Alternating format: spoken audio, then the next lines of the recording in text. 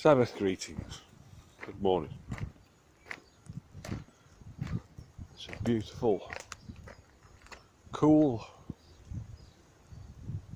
day here in Auckland. I wasn't going to talk and walk today. I was going to sit. It's a bit breezy. I chose. So here I am, walking and talking. Praise God. A blessing, health.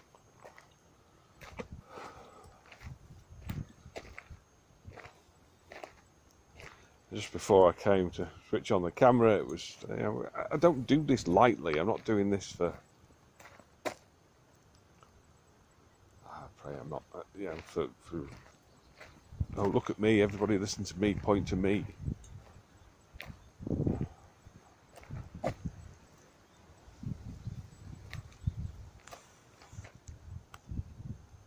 I do it to record evidence, to make testimony, to share in the beauty and the bounty of the living God, which is what the question was that was in my mind before I switched the camera on. I started having the conversation, I take some steps, and you think, well, should I record this, Lord?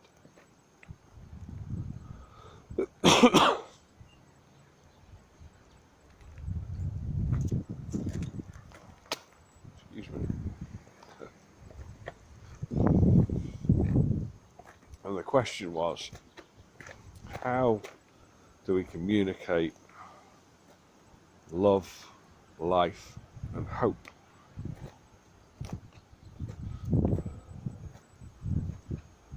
When through God and our relationship with God we receive love, life, and hope. How's that different to anybody else? And of course, difficulty, problem is reality. The reality of my life is I am frustrated, angry, and afraid. Was that the three?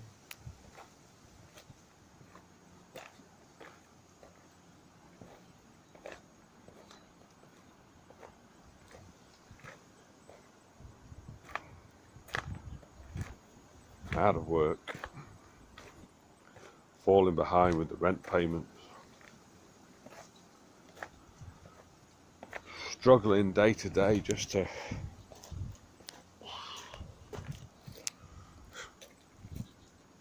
make it through the next one,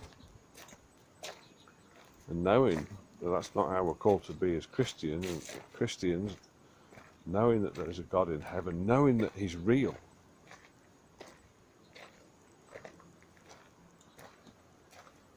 Getting frustrated, angry, and afraid.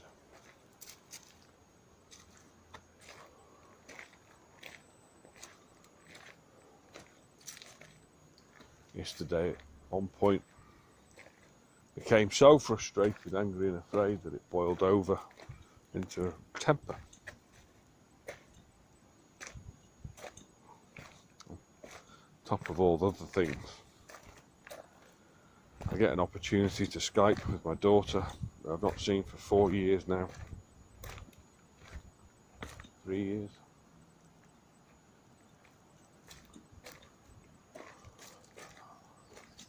I missed an opportunity the day before, and I'm very, looking forward to it more than normal. New computer set up, microphone, camera, everything's ready to go.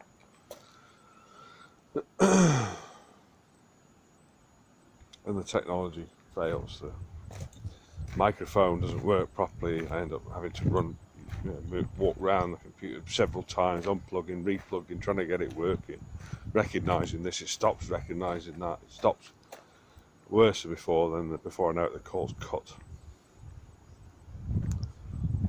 The new microphone that God had blessed me with was in my hand, and I yank it, swear, and I lose my temper.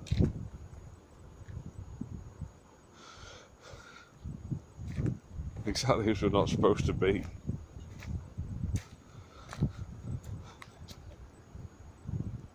And I say to God, I just wanted to talk to my daughter. And I yank the thing, and I smash it, and I pull the computer, and the screen goes over, and the food that my lunch, as I sat down to my lunch, I was like, not that you shouldn't bring that in here, what if it spills? And you're like, I'll be extra careful. It's all upside down and spilt all over me, sticking to my skin, sticking to my legs and my clothes.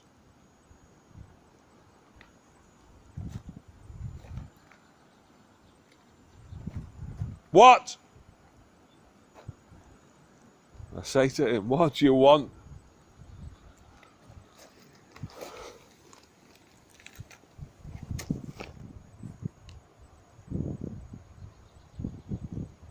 It's all useless without him. It's all nothing without him. If we don't have him, we've got nothing. Read 1 Corinthians 13.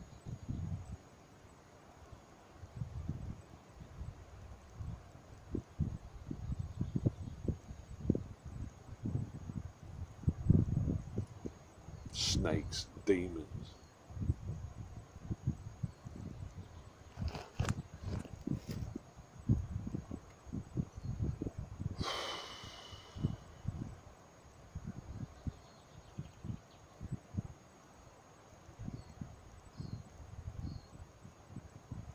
A job interview last week. Again, you're kind of holding out for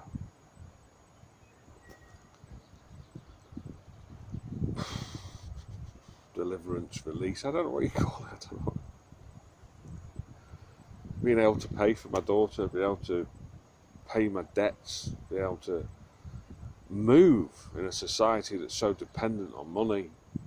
Nearly a year out of work. Oh, I've ducked and I've dived and I've wheeled and I've dealed, and God has blessed me just enough to get through, but now it's actually just not enough, and the bits are falling off. It's getting narrower and narrower.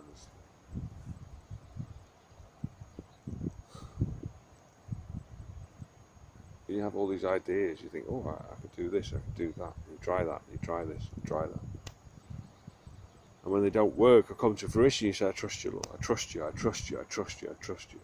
And all this week, waiting for one of the things in the interview, they said, oh, we'll be in touch. We want to move on this quickly. We will be in touch at the beginning of the week.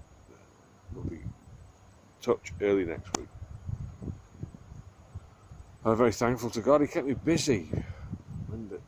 Monday, Tuesday, Wednesday, Thursday, busy. Just, on the Wednesday, it was 4:30 before I even checked my emails. It was like, oh, the Lord's got it in his hands. I'm safe, I'm held. By Friday, why don't they just answer? Just an email. Oh, we're still thinking about it. Something's come up. It took somebody to visit last night after Sabbath open to share a story to make me think outside of me and into, what there could be a fire at the school, there could be all manner of stuff going on. It's not about me, it's about God. And that frustration, that anger and that upset.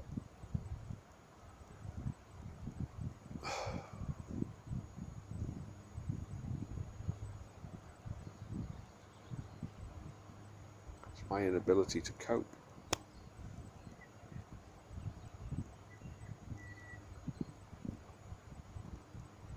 And yet through his grace, the computer which had just been built, which was, fairly flimsy to start with, still working. The screen, which I'm sure was cracked when I picked it up, it's not cracked. It's just a small scratch on the screen.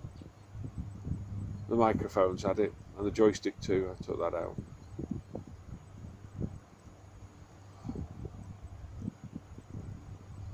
Smashed it to bits.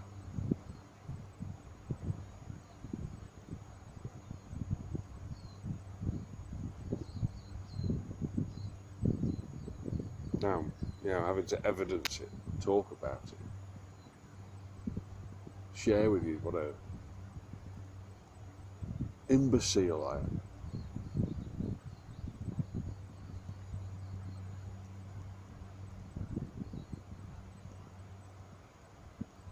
I'm asking these things not for some higher purpose or something, because I can't cope with my own life. God is evident, God is real. I meet with him, and speak with him, and he speaks with me, meets with me. The God of heaven and earth.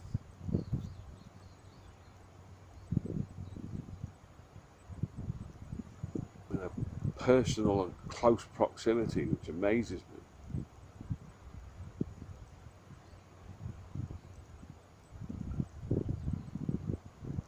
I still end up like this.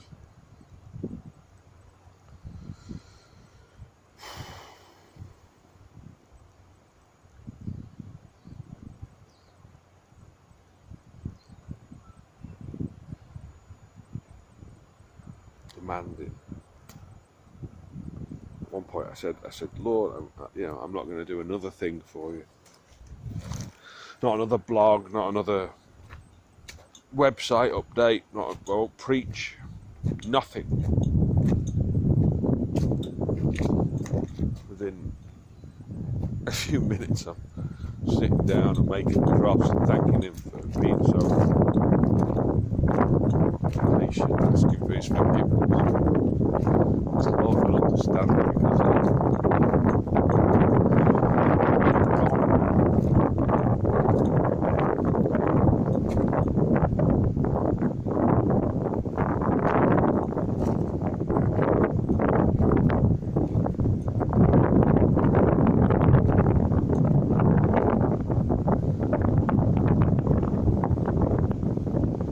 whatever my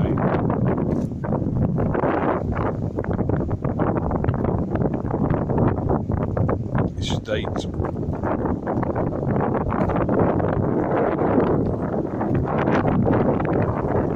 my composure, God is still God. The God of Abraham, the God of Isaac, the creator of heaven and earth, the one true God, the God above all other gods, Father, King, Captain.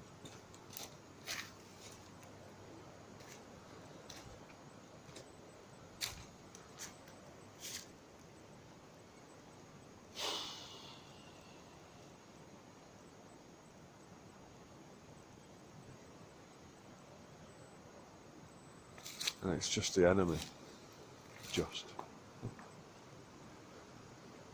Just the enemy. Coward.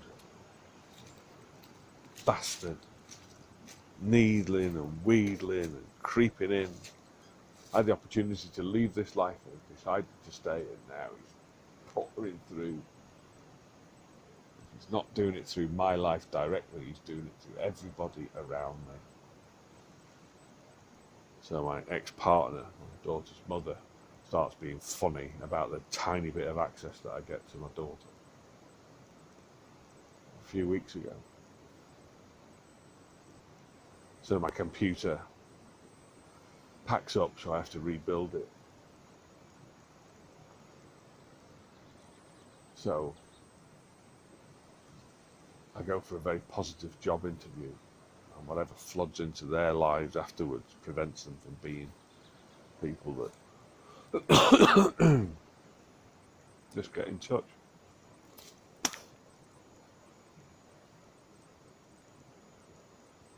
Filth, anger and rage, they have no place in our lives. He works very hard against God's chosen and elect to overcome them. Oh, well, you're special. No. We all have opportunity to access the things of God. He shared with me today before I even started speaking. It's just how few and far between we've become. This is the time of the relevancy of Christ's message. In when the Son of Man comes, will he find faith in all the earth? Everybody's doing their own thing. And there are good and godly men and women. You have to think about that. You know, this whole appointing and anointing, the whole position of do we follow the gospel, or do we follow ourselves, is being sorely tested by the women of God, as it's being sorely tested by the men of God. When I think of the men of God, I think about Alfie Faye and Reg in South Africa and Indian people who are living the life, and they have wives,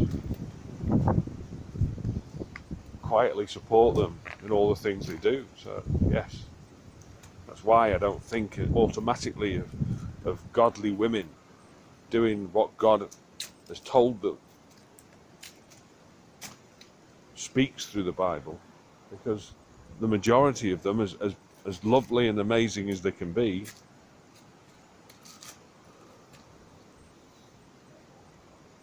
along with the men, along with the people of the earth, are not doing what God wants them to. And that can very probably include me.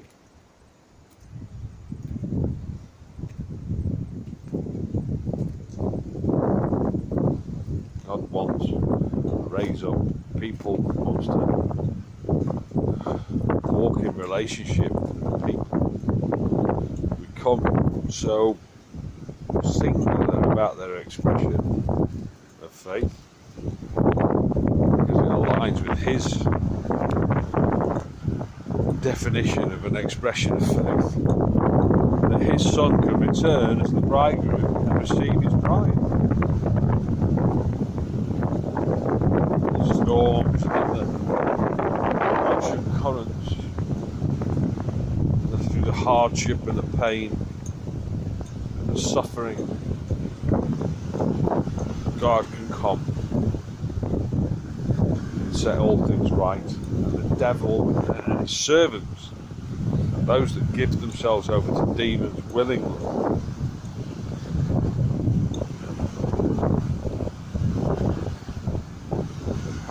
they get theirs. They get put aside and put away.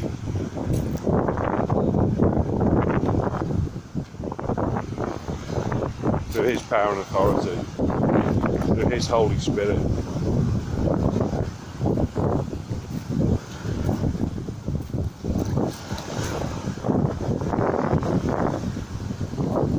It's His work. It's His choosing. It's His plan for salvation. Frustrated and angry and pain because I'm too little. I'm just a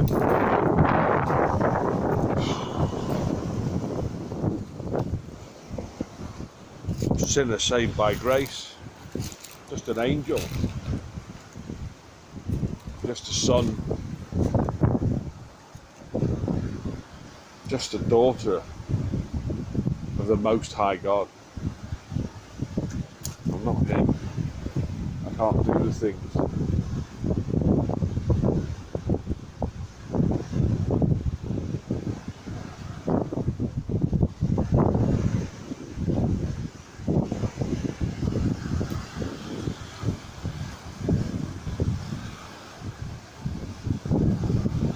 I want Him to do.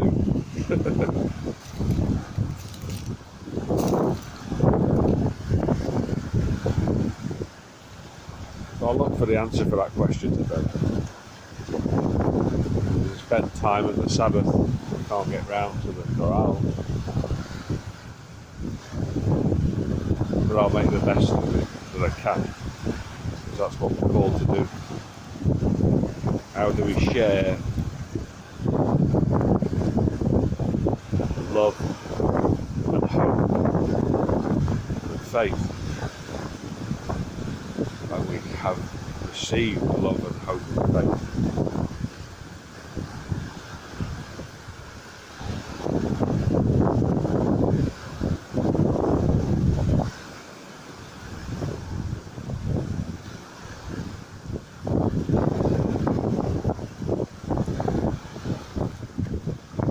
It just occurred to me that they're the three things that the 1 Corinthians 13, three things that remain.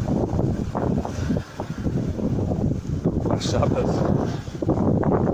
Sing God's praises, because that's just beautiful. And I'm preaching up there where we're starting talking today, Manukau Domain, Linfield, Auckland, 2:30, so around then, 4-ish. I don't want to just be telling and speaking directly to people. I want to be interacting with them. I want to be having those conversations and that we can equip each other to do greater and better things. A hope and a prayer, and minister and preach and teach.